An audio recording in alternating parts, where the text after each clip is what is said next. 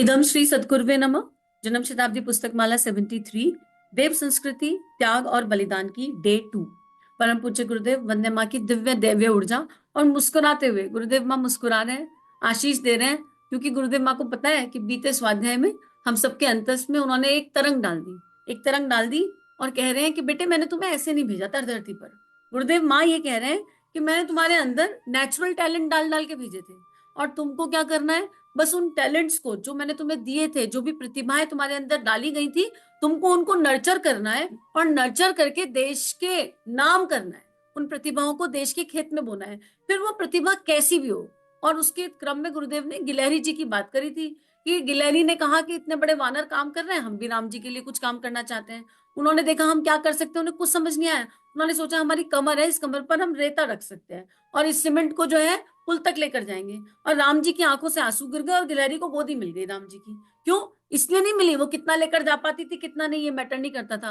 उन्होंने कहा हम ये नहीं मान रहे कि हम काम बड़ा कर रहे हैं छोटा कर रहे हैं, हमें इससे फर्क नहीं पड़ता। हमें तो ये पता है कि राम का काम है और हमें करना है, चाहे हम किसी भी रूप स्वरूप से करें। और राम जी का रंग काला था, उन्होंने गिलहरी की पीठ पर हाथ फेरा तो धारी बन गई। और डीएनए, इसको गुरुदेव ने बताया कि ये डीएनए है। डीएनए है, डीएनए कहते हैं गिलहरी की पूरी पूरी प्रजाति आज वो पीठ पर धारियां लेके घूम रही है। तो अगर हम भगवान को मान रहे हैं, हम चाहे राम नाम जप रहे हैं, चाहे कृष्ण कृष्ण कर रहे हैं, चाहे राधा राधा कर रहे हैं, चाहे गायत्री मंत्र कर रहे हैं, ये हमारे डीएनओ में ट्रेवल करेगा।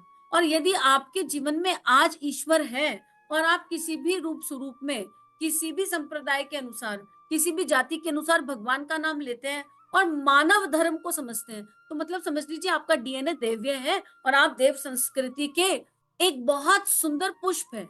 और आपको देव संस्कृति के लिए कुछ काम करना है। देव संस्कृति क्या है? गुरुदेव बता रहे थे कि अब असुरता फैलती जा रही है और इस असुरता में ऐसे दैवीय लोग काम करेंगे। तो सब लोग अपनी अपनी प्रतिभाओं को जांचें परखें और इन प्रतिभाओं को समाज के खेत में बिना किसी आशा अपेक्षा के बो दें। और आप बोएंगे तो जो बोओगे वो पाओगे। कुछ ना समझ में आए, सच्ची कह रही हूँ, कुछ ना समझ में आए तो गायत्री मंत्र ही बोलो। रोज गायत्री मंत्र चैंट करके छोड़ दिया करो अपने सोशल प्लेटफॉर्म पर। इससे क्या होगा? इससे इतना होगा कि शुरू शुरू में लोग कहेंगे ये पागल है, गायत्री मंत्र की रील डालते रहते हैं, गायत्री मंत्र बोलते रहते हैं, लेकिन आपके नाम के साथ गायत्री जुड़ जाएगी तो आपका लास्ट नेम गायत्री हो जाएगा इनडायरेक्टली डायरेक्टली। और गायत्री क्या है? ब्रह्मांड की जननी है। अपने आप दैवीय संस्कार उदय हो जाएंगे, कोई दिक्कत नहीं है। विज्ञान है बहुत बड़ा वाला, छोटा मोटा विज्ञान नहीं है। और आपने क्या इमेजिन किया था? आपने लोगों को थोड़ा ना इमेजिन किया था, आपने भारत माता को इमेजिन किया था, तिरंगे को इमेजिन किया था, पंच तत्वों को इमेजिन किया था, ब्रह्मांड को इमेजिन किया था। तो जो आपकी विजुअलाइजेशन और इमेजिनेशन है आपके पास वही लौट के आएगा। लोग कुछ भी कहें ब्रह्मांड मुस्कुराएगा, लोग कुछ भी कहें और गुरुदेव माँ मुस्कुराएंगे कि ये हमारे राजा बच्चे हैं, ये हमारे रानी बेटे हैं, राजा बेटे हैं, ये बहुत ही प्यारे बच्चे हैं। तो गिलहरी के जैसे वही कर ले कि वाणी तो मिली है, बोलना तो आता है, कुछ नहीं तो गायत्री मंत्री से। और इसी क्रम में गुरुदेव आगे कह रहे हैं कि अगर आपको यकीन नहीं होता तो लंका, लंका क्या थी? आसुरी सभ्यता। लंका को एक आसुरी सभ्यता बताया जा रहा है जो बढ़ती चली गई। लंका की आसुरी सभ्यता उस जमाने में सब जगह आतंक फैला रही थी और सारे की सारा विश्व हिला हुआ था। सारे देश त्राही त्राही कर रहे थे। अब क्या होगा, अब क्या होगा? हर आदमी अनीति के मार्ग पर चलने का शिक्षण प्राप्त कर रहा था और अनाचार के लिए कदम बढ़ाता हुआ चला जा रहा था। रावण के राज्य में, रावण की इस सभ्यता और संस्कृति में देव संस्कृति के पक्षधरों को, रावण की इस सभ्यता और संस्कृति में, रावण कौन है? रावण अहंकार है। रावण कौन है? शक्तिशाली है। रावण के पास चारों वेद हैं, रावण ज्ञाता है। रावण रावण जैसा ब्राह्मण नहीं है, लेकिन रावण कहाँ मारा गया? देह भाव में, अहंकार में। रावण जैसा शिव भक्त नहीं है, लेकिन कहाँ मारा गया? अहंकार में। हम लोग कहाँ मारे जाते हैं? अहंकार में। तो अहंकार के आधार पर जो सभ्यता और संस्कृति बनेगी, वहां पर समर्पण और शरणागति के आधार पर देव संस्कृति के पक्षधर कौन है? देव संस्कृति के पक्षधर वो हैं जो उस ईश्वरीय सत्ता को समर्पित हो जाते हैं, जो उस ईश्वरीय प्राण को समर्पित हो जाते हैं, जो प्रकृति को समर्पित हो जाते हैं, जिनके अंदर शरणागति का भाव होता है, करिष्य वचनम तव का भाव होता है, जो कहते हैं इस पूरे ब्रह्मांड में हमारा अस्तित्व क्या है। आप मित्रों सोचिए, एक धरती नहीं है, अनेक धरती है। एक सूर्य नहीं है, अनेक सूर्य हैं। इतना बड़ा ब्रह्मांड जिसमें अनेक सूर्य, अनेक धरती, और हम लोग भी जाने कितनी बार आए कितनी बार गए। उसमें हमारा साइज क्या है? 5 फुट है हम, कुछ 6 फुट होंगे चलो। हमारे हम क्या क्या औकात रखते हैं? एक पहाड़ की ऊंचाई से अपने आप को जरा झांक कर देखो। जब पहाड़ों पर घूमने जाते हो गोल गोल गोल गोल गोल गोल, और वहां से जरा झांक कर देखो, क्या औकात है, दूर से ऐसा लगता है गाड़ियां नहीं चल रही, ऐसा लगता है ये छोटे छोटे छोटे छोटे मौनी बौने बौने बौने बौने चल रहे हैं। हमारा कोई अस्तित्व नहीं है इस प्रकृति में। हमारा अस्तित्व कब हो जाता है? जब अर्जुन जैसा समर्पण जाग जाता है, ऐसा हो जाता है। जब हनुमान जैसे भाव जाग जाते हैं, जब मीरा जैसी भक्ति जाग जाती है, जब देश के लिए शरणागति का भाव जाग जाता है कि बस हम आपके शरणागत हैं। किसके? अपने ईश्वर के, अपने इष्ट के, गुरु के, प्रभु के। और जब शरणागत हो जाओ ना, तो वो आपको क्या बना लेता है? वो आपको अपना अस्त्र बना लेते हैं। आओ तुम मेरे यंत्र हो, तुम मेरी फुटबॉल हो, मैं किक करूंगा और गोल हो जाएगा। वो गोल कहाँ होना है वो हमको देखना ही नहीं, लक्ष्य तो वो साधेंगे। आओ तुम मेरे तीर कमान हो, मैं तुमको अपने धनुष पे रखूंगा, प्रत्यंचा चढ़ाऊंगा, लक्ष्य मेरा, और जाओ तुम भेद कर ही आओगे। हम हार नहीं सकते, फिर असफलता छू नहीं सकती। फिर क्यों? हमारा कोई लक्ष्य ही नहीं था, हम तो शरणागत थे। लक्ष्य था कहाँ? हम तो शरणागत थे, कह रहे थे जो कराना चाहते हो वो करा लो, समर्पण था। आप देख लो, क्यों? देह यंत्र है मित्रों। कार्यकर्ता से तो काम कराया जाता है, कार्यकर्ता को बताया जाता है ऐसा करो वैसा करो, ये करना है वो करना है, पर यंत्र को बजाया जाता है। अब बजने का समय आ गया, अब कली काल है, अब बजने के लिए तैयार हो जाएं। हम अपनी प्लानिंग छोड़ दें कि हम क्या करेंगे, हम देश के लिए क्या करेंगे, हम समाज के लिए क्या करेंगे, हम गुरु जी के लिए क्या करेंगे। अरे हम गुरु जी के लिए कुछ नहीं कर सकते। गुरु जी पलक झपकाए और युग निर्माण हो जाएगा। हम गुरु जी के लिए कर सकते हैं एक चीज, अपने देह भाव का, अपने अंदर के रावण का त्याग कर सकते। अगर हमारे अंदर अहंकार है तो रावण है, गुरु जी के लिए कुछ करना है तो रावण का त्याग करना पड़ेगा। अब क्या है? तो देव संस्कृति के पक्ष धरो, तुम्हारा परिवर्तन निश्चित है। और ये तुम्हें आमंत्रण है, जितने लोग इसे सुन रहे हैं वो देव संस्कृति के पक्षधर हैं, ये याद रखिए। और अब सोना नहीं, अब क्या करना है? अब आप सबको विचार करना पड़ेगा कि इस अनीति का, इस अन्याय का, इस कलयुग का प्रतिरोध कैसे किया जाएगा, इसकी रोकथाम कैसे की जाएगी, संतुलन कैसे बिठाया जाएगा। भगवान ने भी ये प्रतिज्ञा कर रखी थी कि हम धर्म की स्थापना के लिए और अधर्म के विनाश के लिए वचनबद्ध हैं। इसके लिए वे विचार करने लगे कि क्या करना पड़ेगा। अंत में फैसला हुआ कि अयोध्या में लंका की तुलना में एक ऐसा मोर्चा खड़ा करना चाहिए जो अनीति से लोहा ले सके। और मित्रों, अयोध्या क्या है? अयोध्या वो है जहां राम, लक्ष्मण, शत्रुघ्न और भरत जैसे लोग होते हैं। अयोध्या वहां वो है जहां विदेह जनक की 4 बेटियां आती हैं। अयोध्या वो है जहां कौशल्या केकई माँ ने जो भी किया उसके बाद भी उन्हें गले लगाती है। अयोध्या क्या है? राम राज्य है, भाईचारा है, जहां लड़ाई झगड़ा नहीं होता। अभी तो हमारे घर में हम अपने बच्चों को ये नहीं सिखा पा रहे, 2 बच्चे घर में, घर के भाई बहन छोटे छोटे टॉफी चॉकलेट पर लड़ जाते हैं, और हम उन्हें ये समझा नहीं पाते कि शेयरिंग इज केयरिंग, हमें शेयर करना सिखाना चाहिए। तो मित्रों, हमारे घर में अयोध्या आ गई, देखना पड़ेगा। और ये निश्चित है कि हम लोग देव संस्कृति के पक्षधर हैं।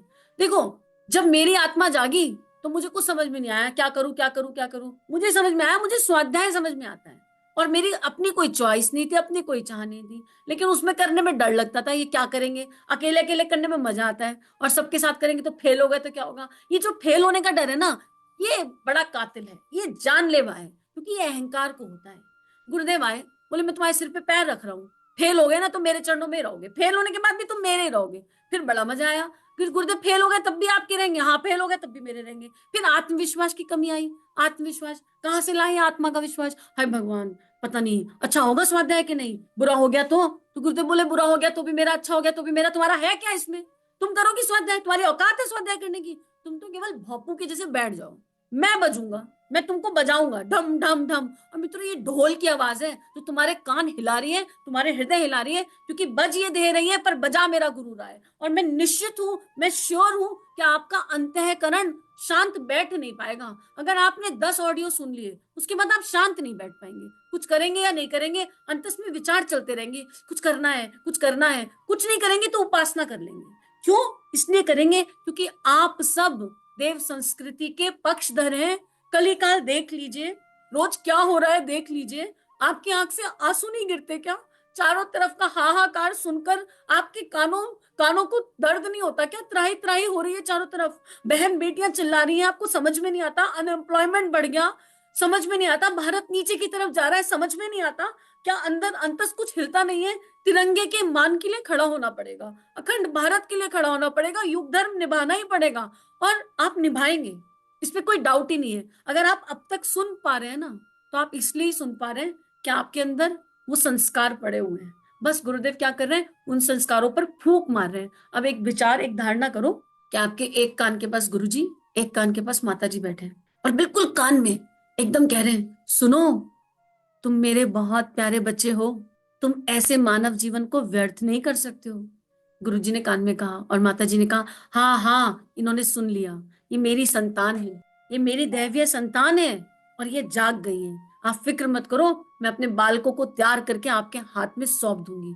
और हमने मातृ शक्ति के चरण पकड़ लिए और अंदर से कहा, माँ माँ माँ, अब बहुत हो गया माँ, अब तक हम सोए हुए थे, अब हमें जगा लो माँ, युग निर्माणी बना लो माँ, युग निर्माणी बना लो माँ, और हमें तैयार करके गुरुवर के हाथ में दे दो और फिर गुरुदेव जैसे चलाना चाहे वैसे चला लें, जैसे जिस दिशा ले जाना चाहे उस दिशा ले आए।